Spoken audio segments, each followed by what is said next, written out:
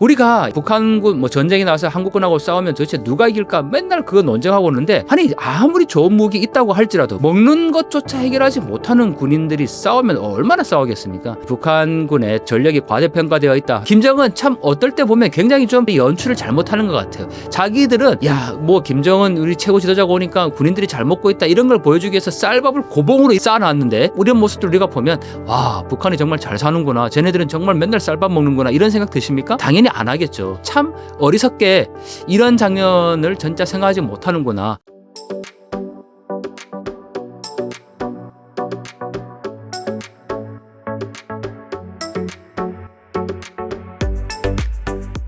최근에 북한 군인이 배고픔을 못 이겨 개인 군장까지 팔았다는 이야기를 들었는데요. 북한 군인의 상황은 얼마나 심각한 건가요? 북한 군인의 실태 도대체 어느 정도인가 늘 궁금하지 않습니까?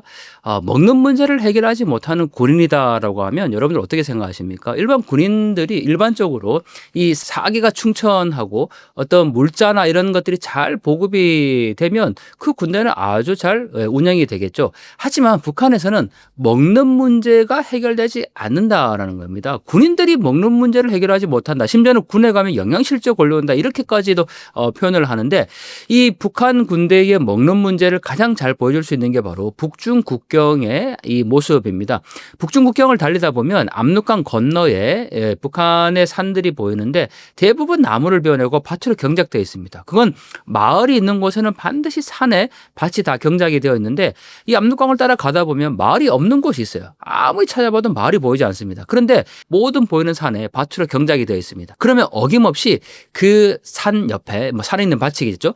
그 밭 옆에 군부대 막사가 있습니다. 자체적으로 농사를 지어서 먹는 문제를 해결하지 않으면 보급이 제대로 이루어지지 않으니까 결국은 먹는 문제를 해결하지 못한다라는 겁니다. 여러분들 한국에서 뭐 정말 우리가 그 한국 군대 아무리 오지에 있다고 하더라도 요새 오지가 사실 거의 없어요. 왜냐하면 최전방도 뭐 워낙 이 시스템이 잘 갖춰져 있어서 뭐 하루에도 몇 번씩 그 보급품이 들어오지 않습니까?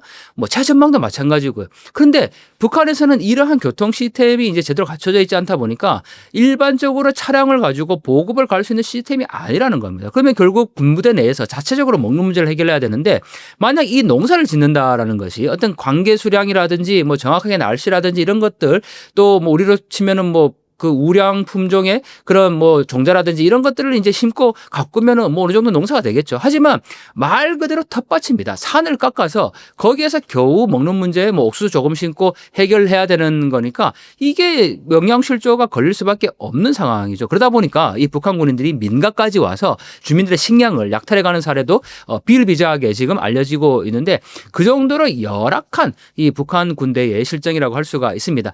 우리가 야 북한군 뭐 전쟁이 나서 한국군하고 싸우면 도대체 누가 이길까 맨날 그거 논쟁하고 있는데, 아니 아무리 좋은 무기 있다고 할지라도 뭐 무기도 없죠. 북한이 한국이 훨씬 더 우월한 무기인데 설사 있다고 하더라도 먹는 것조차 해결하지 못하는 군인들이 싸우면 얼마나 싸우겠습니까? 그런 점에서 보면 저는 이 북한군의 좀 그 전력이 과대평가되어 있다라고 생각을 하는데, 이 북한 군인들의 영양실조, 굶주림 고스란히 북한 주민들에게까지 약탈로 이어지는 상황이니까 아주 심각한 문제라고 볼 수가 있습니다.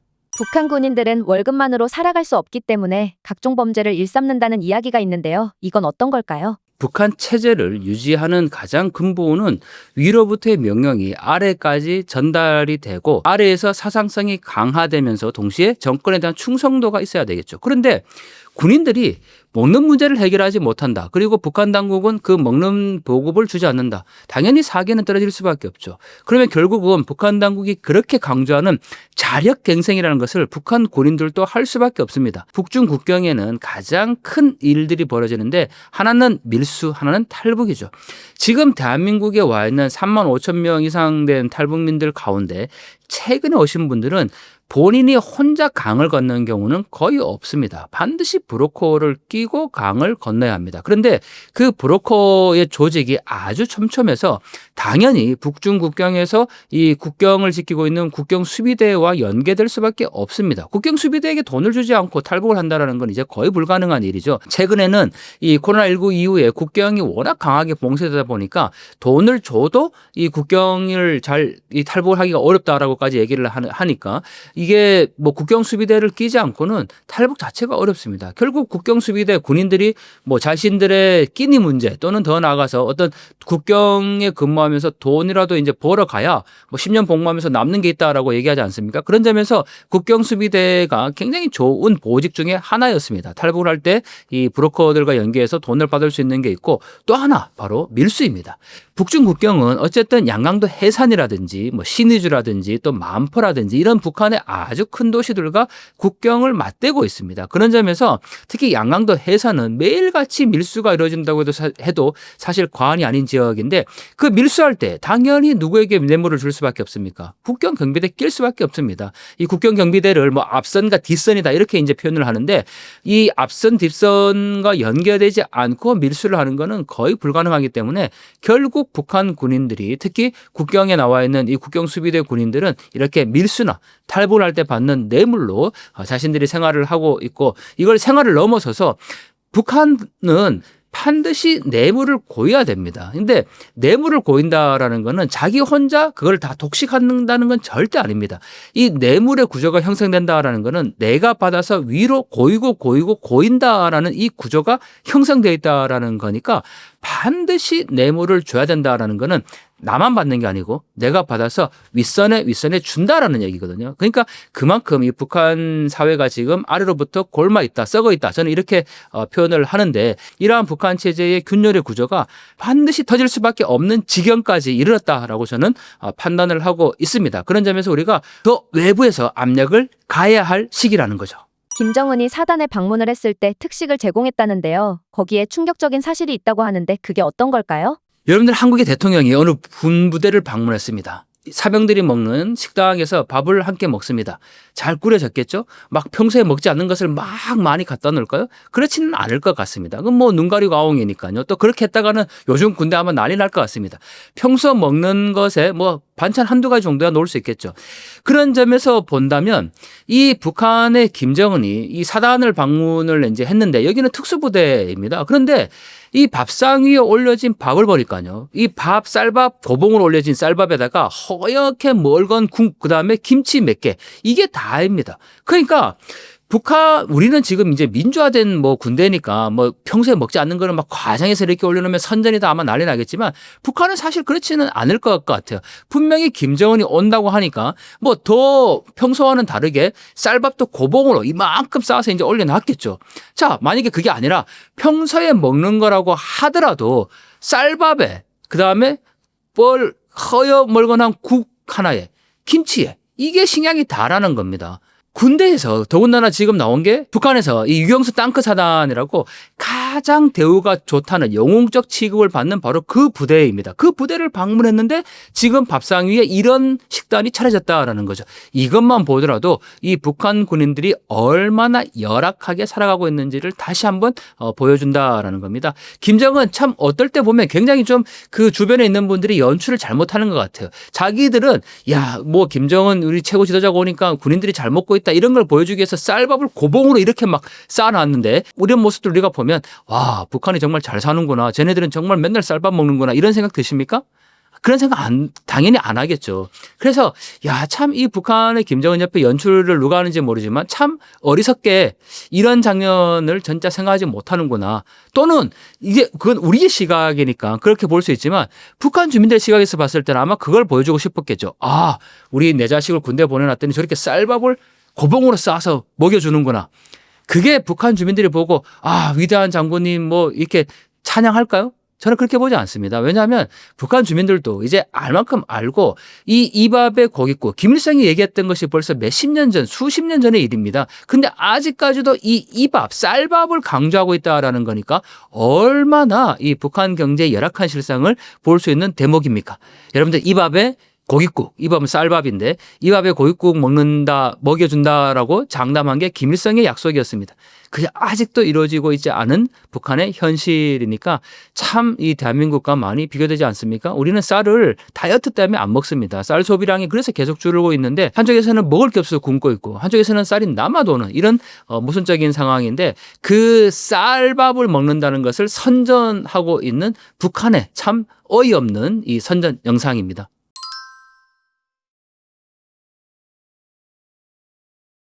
북중 국경에서 촬영하다가 총을 겨눈 북한 중학생의 모습을 보셨다고 들었는데요. 정확히 어떤 상황이었을까요? 네, 사실 제가 북한 군인들의 이 열악한 실태를 말씀을 드리면 야, 뭐 싸울 것도 없네. 안보관이 좀 해이해질 수 있는 우려가 있습니다. 하지만 북한 군인들을 여전히 경계해야 되는 거는 어릴 때부터 받는 사상 교육입니다. 제가 북중 국경에서 찍은 사진들을 보면 이 큰 망원렌즈를 쓰기 때문에 제가 사진을 찍을 때 총을 쏘는 자세가 됩니다. 북중 국경 압록강이 가까운 것은 한 50여 미터가 채 되지 않습니다. 더 가까운 것도 있습니다.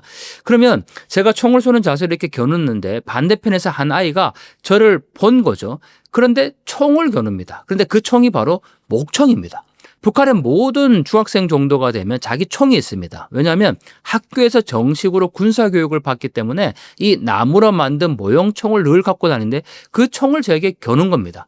저는 이 장면을 보고 너무나 섬찟했습니다. 차라리 북한 군인이 그렇게 총을 겨눴다면 별로 안 무서웠을 겁니다. 뭐 실제로 쏘았을 것 같지도 않고 군인이니까 뭐 그렇게 행동을 할 수도 있었겠죠. 하지만 아이잖아요. 이제 중학교 뭐 1학년, 2학년 되는 아이가 멀리에서 그렇게 보이는 뭐 한국 사람처럼 생겼는지 모르겠지만 그렇게 총을 이 카메라를 찍는 모습을 향해서 총을 겨누면서 또 막 욕도 합니다. 그게 마음 가운데 이미 어떤 그 적개심이라는 것이 어릴 때부터 형성되어 있고 그걸 끊임없이 교육을 시킨다라는 거죠. 그런 점에서 보면 이 세뇌 교육 얼마나 무서운지를 다시 한번 확인해 볼 수가 있었는데 너무나도 마음 아픈 장면이었습니다. 북한은 아이들과 여성에게 인권이 없는 나라라고 하는데요. 실제로 북으로 송환된 뒤 노예처럼 맨발로 강제 노역한 여성이 나와 화제가 되었습니다. 정말 이렇게 심각한가요? 네, 북한 인권을 얘기할 때 가장 참혹한 실상을 겪는 것은 바로 여성이라고 할 수 있습니다. 뭐 어린아이와 노약자는 말할 것도 없고 보통 우리가 북한 여성의 인권을 두드러지게 얘기를 하는데요. 왜냐하면 이 중국에서 잡혀서 북송되는 비율이 여성이 너무나도 많습니다. 왜냐하면 탈북을 하는 것 자체가 탈북 자체가 이미 한국에 들어와 있는 한국에 입국한 탈북민의 수를 보더라도 70% 이상이 여성입니다. 그러니 중국에 있는 여성들, 특히 중국에 인신매매를 당한 이 북한 여성들이 너무나도 많은데 이 여성들이 강제 북송을 당할 경우에는 당연히 교화소, 뭐 수용소에 갈 수밖에 없는 거죠. 제 주변에 이 최민경 대표라고 북한 강금 피해자 가족회 대표를 맡고 계신 탈북민이 계신데 그분은 무려 4번이나 북송을 당한 경험이 있습니다. 그 북송을 당했을 때 그 감옥 안에서 뭐 임신을 했거나 뭐 그러면 정말 입에 담을 수 없을 정도의 그런 모욕과 욕설로 낙태를 강요했다라는 것을 그분을 통해서 제가 증언들을 들을 수가 있었는데 이 여성으로서의 정말 인간 이하의 인권 유린이 자행되는 것이 바로 이 북한의 노동교화소 또는 뭐 이 정치범 수용소라고 할 수가 있죠. 그런 점에서 우리가 뭐 북한의 인권 이렇게 얘기해도 되지만 북한 여성들의 인권 개선을 위해서 정말 우리가 많은 역할들을 해야 할 때일 것 같습니다. 마침 이번에 이 스위스 제네바에서 유엔 인권 이사회가 열렸는데요. 우리 최민경 대표님과 함께 증언을 하러 갔습니다. 이 자리에서 이 국제사회를 향해서 4번이나 북송된 그 처참한 현실을 본인이 직접 증언을 했었는데요. 또 이 특이했던 것은 제네바에 가면 북한 대표부가 있습니다. 북한 대사관이라고 생각하시면 되는데 김정은의 사진에다가 김정은이 지금까지 자행한 그 모든 범죄 제명들을 다 적어서 저희가 북한 대표부를 찾아갔습니다. 그 앞에서 김정은을 국제형사재판소에 제소해야 된다라는 그 피켓을 들고 시위를 했는데 이 북한 대표부다 보니까 북한 관계자가 나왔습니다. 그런데 북한에서는 제일 큰 죄가 바로 이 최고 존엄에 대한 훼손이죠. 저희가 김정은 사진에 이렇게 그 김정은의 제명을 다 붙여서 피켓을 들었으니까 이 북한 당국 대표부 북한 관계자는 얼마나 이게 노발대발을 했겠습니까? 결국 이 북한의 뭐 외교관의 아내라고 봐야 되겠죠. 멀리에서 저희를 향해서 이 가라 이 섹스야 뭐 이 꼬야 새끼들 너희 나라로 가라 막 이렇게 막 그 쌍욕을 하는 것을 직접 저희가 들었는데 이게 이 RFA라는 기사에도 이렇게 링크로 기사화가 될 정도로 굉장히 화제가 됐었는데요. 참 이 모습만 보더라도 참 너무 어이없지 않습니까? 그래도 명색이 국가로 저는 국가로 표현하고 싶지도 않지만 국가 대표부로 나와서 이렇게 외교관의 뭐 부인으로 보이는 사람이 이 쌍욕을 하면서 자신의 그 분노를 표출한다라는 거 자기도 사실 알 겁니다. 얼마나 북한이 이렇게 그 국제사회도 고립되고 있고 또 경제적으로 어렵고 자유가 없다는 것을 하지만 보여줘야 되겠죠. 이렇게 욕을 하면 자신은 영웅이 되겠죠. 왜냐하면 그러면 최고 존엄을 모독한 저희를 향해서 자기가 욕을 했고 심지어는 거기에서 만약에 그 사람이 어떤 폭력을 저에게 행사했다고 하면 정말 그 사람은 영웅이 될 수도 있는 상황이라는 거죠. 바로 그런 게 모순이라는 겁니다. 비정상적이지 않은 체제의 대표부가 그 제네바에 있다는 것도 너무나도 놀랍고 그러한 비정상적인 행위가 영웅시된다라는 것. 그게 북한 정권의 본질이라는 거죠. 그런 점에서 우리 최민경 대표님을 비롯한 탈북민들의 이 증언이 국제사회를 움직이고 북한 인권 개선에 큰 도움이 된다라는 것을 꼭 말씀드리고 싶네요. 최근에는 북한 사회에서 활약하는 여성들의 모습을 보여주기도 한다는데요. 이런 모습은 극히 일부분인 걸까요? 북한에서 여성은 혁명의 한쪽 수레바퀴라고 표현을 합니다. 북한 노래 중에 여성은 꽃이라네라는 제목의 노래도 있습니다. 여성은 꽃이라네, 나라의 꽃이라네. 생활의 한 자락이 비어 있다면 얼마나 허전하냐. 뭐 이런 이제 내용으로 여성의 중요성을 강조를 하는데 북한에서 여성은 말 그대로 가정 경제도 책임져야 되죠. 뭐 국가 혁명도 해야 되죠. 여러 가지 역할들을 다 부여받는 가장 뭐 혹독한 그런 생활을 하고 있다라고 할 수 있습니다. 그런데 이 최근에 이제 여성 영웅 만들기가 주로 이루어지고 있죠. 뭐 스포츠 국제 스포츠 대회, 국제 경기 대회에 나가서 뭐 우승한 여성이라든지 또 박사 학위를 뭐 받은 여성이라든지 이렇게 이제 여성의 의미를 강조하는데 그거는 여성의 인권 신장 또는 여성권을 확대한 그런 개념이라기보다는 말 그대로 혁명의 한쪽 수레바퀴인 여성에 대한 이 여성이 이 혁명적 역할을 잘 감당해야 된다라는 정치 선전이라고 할 수 있습니다.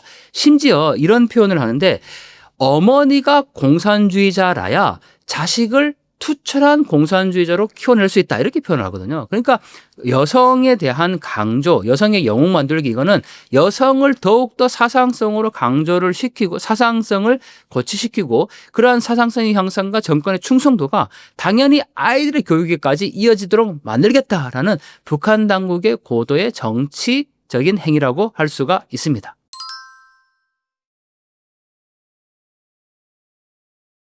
최근에 김정은이 평양종합병원을 방문하면서 인민들의 건강 증진에 힘쓰는 것처럼 보이지만 복도랑 헬기창 6장 등만 보이고 실제 내부는 보이지 않아서 보여주기 식이 아니냐는 이야기도 나오고 있는데요. 이건 좀 어떻게 보시나요? 네, 최근에 평양 건설의 중공식 장면이 많이 보여지고 있습니다. 김정은이 직접 중공식장에 참석을 해서 마치 축제 같은 그런 분위기를 연출을 하고 있는데요.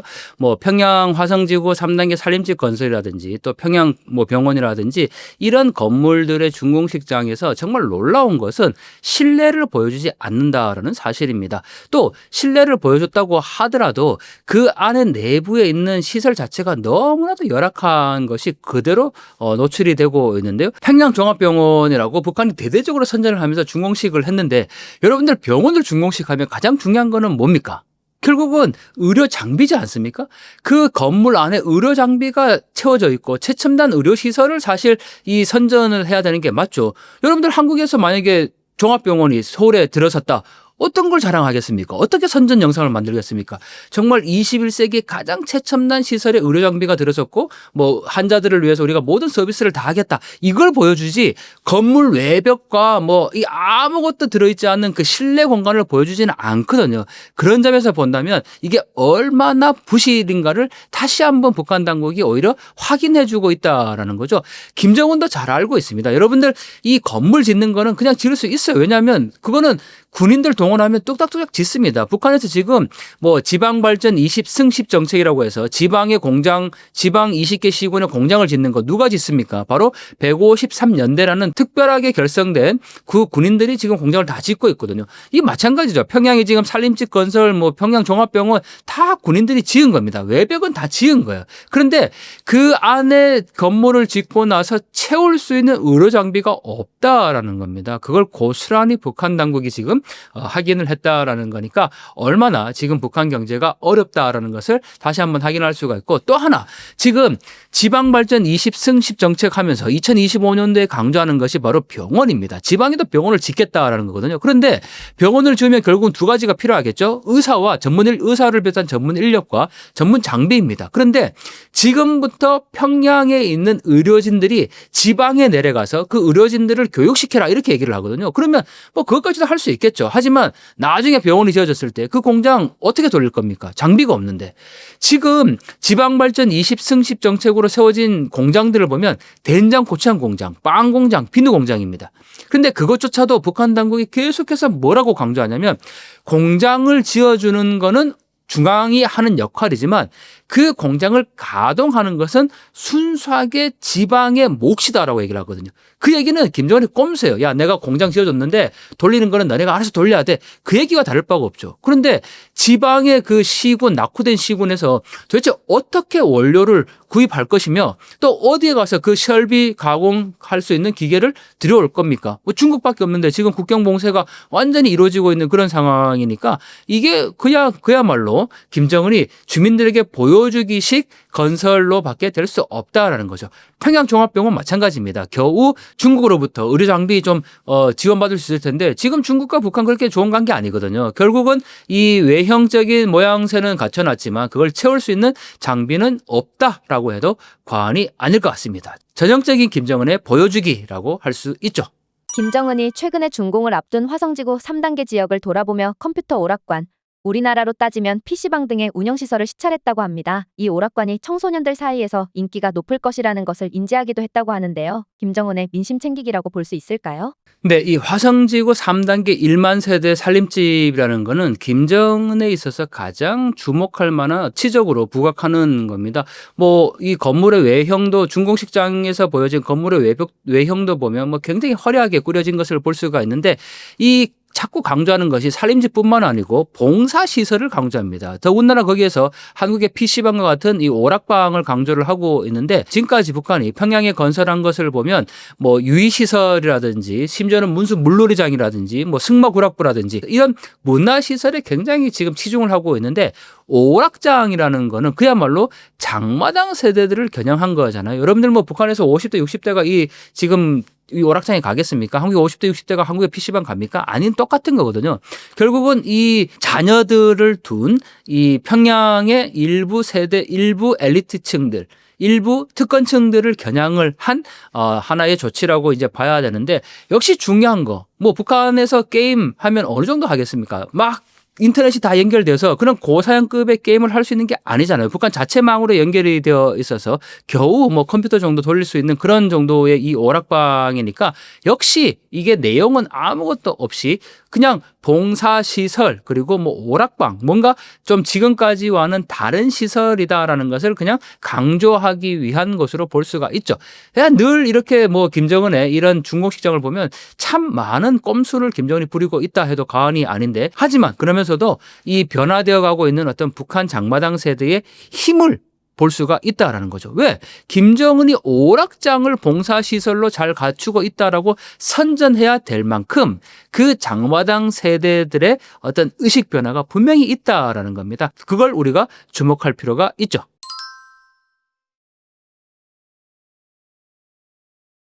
교수님께서 북한 주민들이 사용하는 생필품과 먹거리에서도 북한 당국이 북한 주민들을 의식한다는 것을 엿볼 수 있다고 하셨는데 어떤 걸까요? 네, 북한은 지금 배급을 주지 않습니다. 여러분들 북한이 뭐 사회주의 체제의 배급제로 생활한다고 하면 그건 틀린 이야기거든요.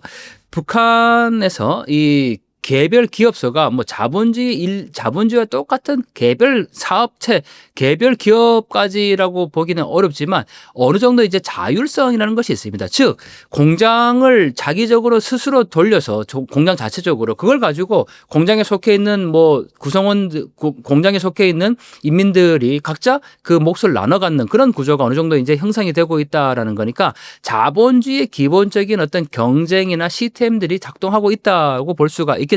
그런 점에서 보면 북한 당국이 배급을 준다라고 하면 굳이 상품 포장지에 뭐 디자인이라든지 안전성, 식품 안전성이라든지 규격이라든지 이런 것들을 얘기할 필요가 없어요. 그냥 하얀색 봉지에다가 뭘 담아서 배급을 주면 되겠죠. 그런데 최근에 나오고 있는 이 북한 상품의 포장지를 보면 거기에는 반드시 규격, 뭐 주 원료 그리고 디자인 심지어는 캐릭터 이런 것들이 들어가기 시작을 합니다.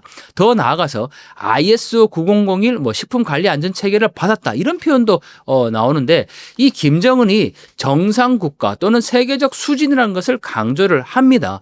그러면서 동시에 북한 주민들에게 보여주고자 하는 그 의도는 바로 이 제품을 생산할 수 있는 어떤 능력 그리고 우리도 뭔가 세계적인 기준을 따라가고 있다. 그런 정상적인 어떤 국가다. 이런 것들을 대내외에 보여주고자 하는 의도가 분명히 있다라는 겁니다. 하지만 여기서 또 하나 모순점.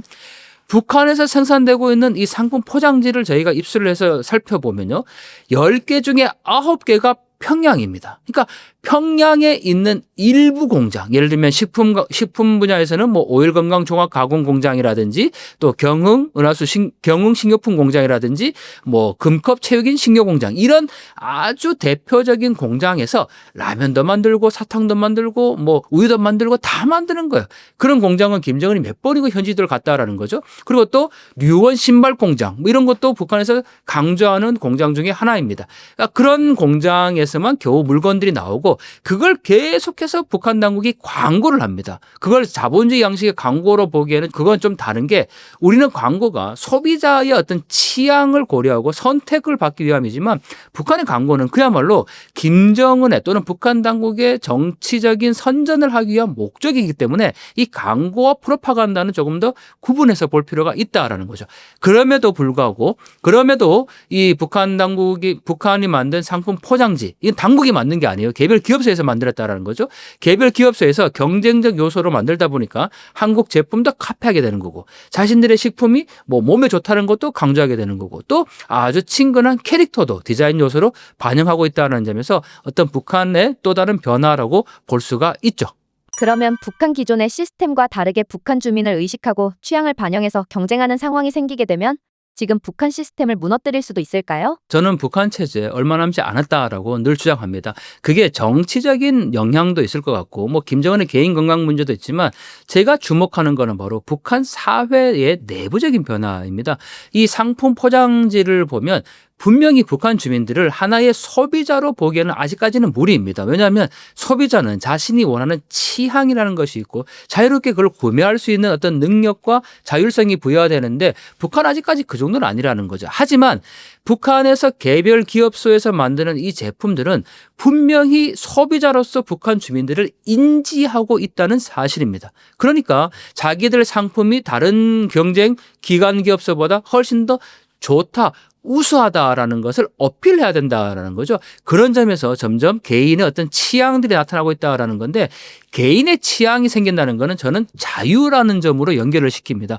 여러분들, 우리가 정말 여러분들이 먹고 싶은 거, 사고 싶은 거, 하고 싶은 거, 그거를 제한한다고 한다면, 국가가 제한한다고 한다면 어떤 현상이 벌어지겠습니까? 그게 바로 독재, 통제, 독재 체제가 바로 되는 거죠. 그런데 북한에서 지금까지는 그렇게 했습니다. 모든 개인의 어떤 역할들이나 개인의 존재는 조직 안에서 하나의 기계 부속품처럼만 존재했지 나의 어떤 취향과 나의 사적인 영역은 존재하지 않았다라는 겁니다. 하지만 물건을 고를 때 내가 원하는 디자인과 색깔을 자기가 생각할 수 있고 이 제품이 조금 더 안전하다라는 것들을 고려한다라는 거죠. 그리고 그 생각을 기관 기업소가 물건을 만들 때 반영한다라는 겁니다. 그런 점에서 보면 개인의 자유가 점점 더 확산되고 있다라는 거고, 이러한 사회 내부의 변화와 위로부터 끊임없이 통제하고자 하는 북한 당국의 강압이 바로 충돌하게 되면 저는 이게 폭발할 수밖에 없을 것이다. 그리고 그때가 곧 가까웠다라고 판단을 하고 있습니다. 북한은 일상생활 속에서도 감시와 억압이 너무 당연한데요. 이러면 북한 주민들은 사생활조차도 없을 것 같은데 실제로는 어떤가요? 북한의 사생활은 당연히 존재하지 않습니다. 하지만 있습니다. 자, 뭔 얘기일까? 북한은 끊임없이 조직사회입니다. 태어나서부터 죽을 때까지 반드시 조직에 가입될 수밖에 없다라는 거죠. 그리고 뭐 정말 말만 들어도 숨막히는 생활총화라는 것을 합니다. 내가 김정은의 교시에 따라서 어떤 잘못을 했는지를 스스로 돌아보고 내 주변에 있는 동료들을 비판하는 겁니다. 그런 생활들을 끊임없이 한다는 거죠. 그리고 개인이 자유롭게 여행을 다닐 수도 없습니다. 마음대로 오갈 수도 없어요. 그건 자유가 없고 사적 생활이 없다라는 거죠. 하지만 밤이 되면 달라집니다. 모든 일과가 끝나고 나서 특히 이 장마당 세대라고 하는 젊은 세대들이 한국의 영화나 드라마를 USB나 마이크로 SD 카드로 보고 있다라는 사실이죠. 그거는 사적인 영역입니다. 그 사적 영역 안에서 받게 되는 정보가 결국은 이 지금까지 교육받아왔던 공적인 영역의 이 통제들을 허물어뜨릴 수 있는 굉장히 중요한 동력으로 작동할 수 있다라는 거죠. 그런 점에서 저는 이 북한 사회 변화가 곧 얼마 남지 않았다라고 강력히 주장하는 편인데요. 정말 외부에서 들어간 이 정보야말로 북한 정권을 한순간에 무너뜨릴 수 있는, 김정은이 가장 두려워할 수밖에 없는 무기입니다. 그런 점에서 우리가 어떻게 하면 북한 주민들의 이 생각을 깨울 수 있는, 눈과 귀를 열어줄 수 있는 그러한 방안이 무엇인지를 함께 고민해야 해야 되는데요. 그런 점에서 저는 이런 다양한 유튜브 방송을 통해서 정말 북한 주민들에게 실시간으로는 당연히 전달될 수 없겠지만 그래도 북한 주민들이 뭐 중국에서 녹화된 영상이라든지 이런 것들이 밀수를 통해서 들어갈 수 있다고 생각을 한다면 또는 우리가 의도적으로 만든 영상들이 북한 내부에 들여보내지고 있다라고 생각한다면 이러한 다양한 방송들을 통해서 우리의 소식들을 북한 주민들에게 강력히 전달할 필요가 있다라는 거죠. 북한 주민들을 세뇌시키기 위해 음악이 상당히 중요한 부분을 차지하고 있다는데요. 어떤 식으로 사용하고 있나요? 장마당 세대들이 이 한국 영화나 드라마를 접하면서 이 음악조차도 변화되고 있습니다. 북한에서는 음악 정치, 뭐 이 사회주의 체제를 유지하는 데 선전선동수단의 가장 중요한 요인이라고 음악을 꼽는데 이 음악이 한국적 요소를 너무나도 많이 카피하고 있다라는 사실입니다. 뭐 심지어 걸그룹 여자친구의 노래를 100% 표절했다는 것도 저희가 직접 전해드린 적이 있는데요. 뭐 그것뿐만 아니고 최근에 나오고 있는 북한 공연, 뭐 김정은 시대 대표적인 가수라고 할 수 있는 김옥주가 부르는 노래마저도 R&B라든지 한국의 발라드풍을 그대로 뭐 이 카피한 듯한 그런 음악적 요소를 볼 수가 있습니다. 자, 왜 그렇게 할까가 중요한데 과거에는 외부로부터 들어오는 모든 정보를 그냥 다 차단만 했어요. 그걸 모기장론이라고 얘기를 하거든요. 촘촘히 다 막겠다라는 거죠. 하지만 그렇게 지금은 막을 수가 없다는 거죠. 그러다 보니까 북한 당국이 이 한국의 음악적 요소들을 자기들이 가지고 와서 그거를 주체적으로 변형해서 장마당 세대들을 대상으로 한 음악 정치를 한다라고 말을 하는데 자, 그게 과연 먹힐까요? 뭐 외형적인 부분들, 박자나 리듬이나 뭐 이런 것들 또는 뭐 춤추는 이런 걸그룹의 춤 같은 거는 그대로 북한 당국이 따라할 수가 있겠지만 가사는 안 바뀌잖아요. 한국이 대중가요 왜 좋아합니까? 사랑을 노래하고 사람의 정서를 얘기를 하는데 북한 노래 가사는 절대 바뀌지 않거든요. 아니 한국의 예를 들면 이렇게 상상하면 좋을 것 같습니다. 한국의 유명한 걸그룹이 정말 너무나도 멋지게 자유를 상징하고 개성을 상징하는 그런 춤을 막 추고 있어요. 근데 입에서 나오는 노래는 어떻게 하면 대통령에게 더 충성할까? 내가 나라를 위해서 뭘 할까? 이런 가사가 나온다고 여러분들 상상하면 그게 정체 맞을까요? 지금 북한이 똑같다는 상황입니다. 그런 점에서 보면 김정은의 음악 정치는 또 실패할 수밖에 없다라는 거죠. 시청자분들께 마지막 한 말씀 부탁드립니다. 네, 지금 우리가 이 보고 있는 유튜브 방송이 북한 주민들이 실시간으로 본다는 보장은 전혀 없습니다. 하지만 어떤 방식으로든 이 다양한 유튜브 방송들이 북한 주민들에게 전달될 수 있다라는 확신은 있는데요. 지금 이렇게 함께 해주는 그 시간들이 저는 북한 주민들을 깨우는 굉장히 중요한 원동력이 된다라고 자부합니다. 그런 점에서 여러분들의 귀한 시간들을 이 웅달책방과 함께 해주셔서 감사를 드리고 많은 구독과 좋아요가 결국은 북한 주민들을 깨운다라는 사실을 함께 인지해 주시면 감사하겠습니다.